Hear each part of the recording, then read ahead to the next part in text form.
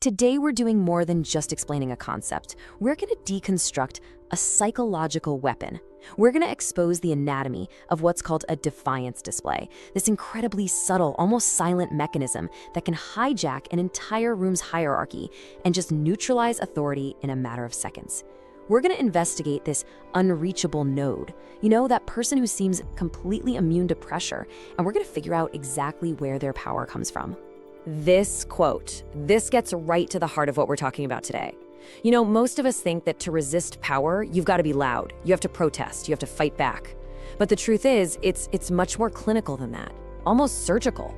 In the cold, hard physics of social status, the person who simply refuses to mirror your energy, the one who meets your force with absolute stillness, that's the person who actually seizes control.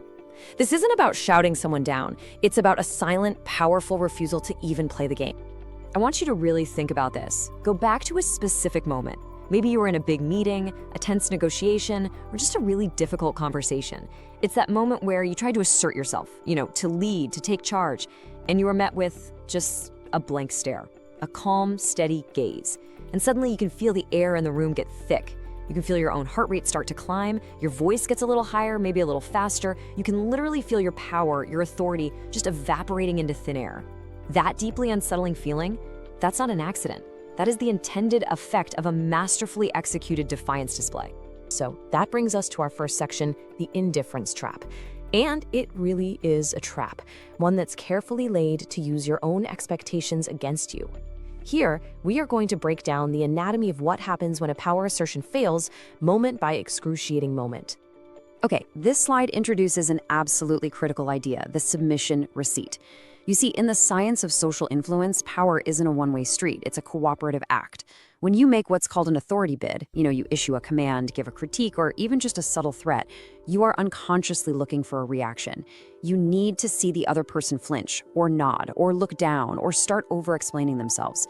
That reaction is your receipt. It's the proof, it's the validation that your power has actually landed and is in fact real. So, the crucial moment, the whole leverage point, happens when that receipt is denied. You send out this high-status signal, you're expecting a subordinate response, but instead, you get nothing. A neutral face, a steady pulse, a slow, blinking gaze. Your brain, which is just wired for social feedback, gets an error message. It's like it sent a signal and got zero acknowledgement back. This dissonance, this glitch in the system, triggers a state of status confusion, and it's this deeply unsettling cognitive state where your whole place in the hierarchy is suddenly thrown into question. And that status confusion, it triggers a complete downward spiral. You start to feel noisy, almost unstable, especially in contrast to their quiet stillness. Your own efforts to get back control, getting louder, repeating yourself, leaning in, they suddenly feel desperate. Your authority starts to feel unearned. The cognitive load on your brain becomes absolutely massive because you're trying to solve this impossible puzzle. Why isn't this working? And in that moment, you have to understand, you are no longer leading. You are being audited by their silence. And let me tell you, you are failing that audit. They've claimed the psychological high ground simply by refusing to climb. Now, this isn't just a one-off thing. It actually builds into a system. We call this the non-reaction loop. And that subtitle is key: engineering a status vacuum. This is not some passive act of defiance. No. It's an active, engineered system designed to transfer perceived status from you to them by strategically withholding social cues. This is where the trap closes. And here you can see the engine of the entire dynamic. On one side, you've got the operator, that's you, trying to assert authority.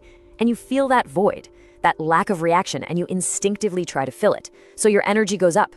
You start scrambling for a reaction. You get louder. Meanwhile, the unreachable node does the exact opposite. Their energy stays at zero. They maintain that neutral face. They remain perfectly still. And this creates a perfect inverse relationship. The more effort you expend, the more your status tanks. And the less they react, the more their status increases. This is what we call the void extraction. They are literally pulling status and composure directly from you by creating a vacuum that you feel compelled to fill. This whole loop, it unfolds in 4 distinct, escalating phases. First up, the dominance mismatch. You make your authority bid, and they respond with just biological stillness. No nod, no smile, zero acknowledgement. Second, the void extraction we just talked about, where your rising energy actually lowers your status. Then comes the critical third phase, the slow motion pivot. When they finally do speak, their tone is slow, it's calm, with a really low inflection. This is a biological signal that their cortisol levels are low, they are not under stress. And that contrast just makes you seem even more agitated. And finally, number 4, strategic indifference.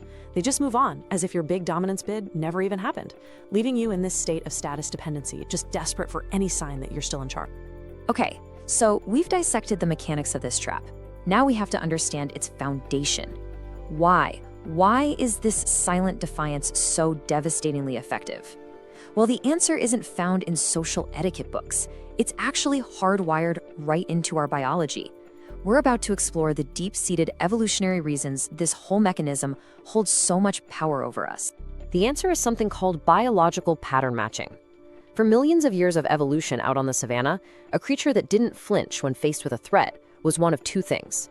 Either it was a more dangerous predator itself, or it had some kind of hidden advantage, a guaranteed escape route. Our primal brain is still running that exact same software. So when we encounter a person who doesn't react to social pressure, our brain instinctively does a status check and concludes, this person must have high resources. They're not afraid. They must be powerful. We are literally programmed to respect the unmoved node. So this biological respect is then amplified, because the unreachable node weaponizes two powerful cognitive biases against you. The first one is the halo effect. Our brains create this little mental shortcut. Calm equals correct. We subconsciously assume that the person who is calm and composed must be the one who's right, the one with the facts on their side. They know that if they just act like your threat is uninteresting, you'll actually start to believe you have no real power. The second weapon is the spotlight effect. You start to feel as if every single eye in the room is watching you fail to move this one person. And this massively increases your cognitive load, because now you're not just battling them, you're battling your own internal panic and social shame. All right, we've deconstructed the trap, now it's time to build the escape route. And let me be clear, this is not a protocol for controlling other people. It's a protocol for reclaiming your own agency, for mastering your own internal state when you're confronted with this kind of display. It's called the sovereignty audit. The key insight here is that awareness of the pattern is what collapses it. So here are 3 actionable steps.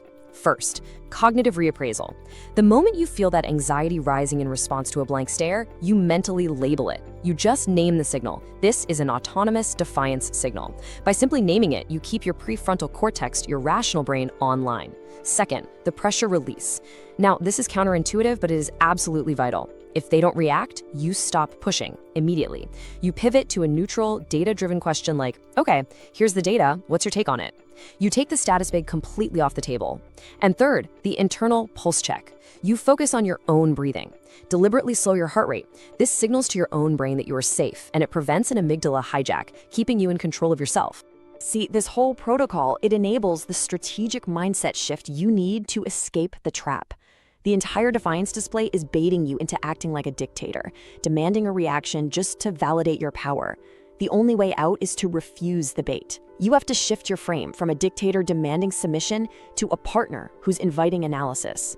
You move from this deep need for control to a position of mutual, steady-state regulation. And that disrupts the entire leverage of their silence. You know, for ethical leaders out there, mastering this isn't about winning power games. It's about building genuine influence, or what's called referent power. Instead of demanding everyone calibrate to you, you use your position to protect your team's psychological freedom. You become the anchor, that safe harbor where the strongest, most defiant, most truthful voices can actually speak without fear of retribution. And that is how you make an environment safe for truth to flourish, especially under pressure.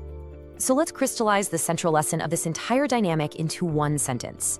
The moment you find yourself fighting, scrambling, or pushing for a reaction from someone, you have already lost the much more important battle, the battle for their respect. True authority doesn't need to beg for a receipt.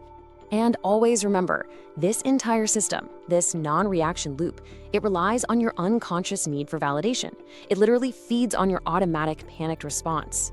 But the moment you become consciously aware of the pattern, the moment you can see the trap for what it is, you take away its power. Awareness is the key that collapses the entire system. And so we end with this final resonant truth. The core strategic insight of all Defiance displays is that you cannot control a person who has already accepted the consequences of saying no. Their power comes from their independence, from their complete lack of need for your approval. The person who needs the least from you is, and always will be, the one you can control the least.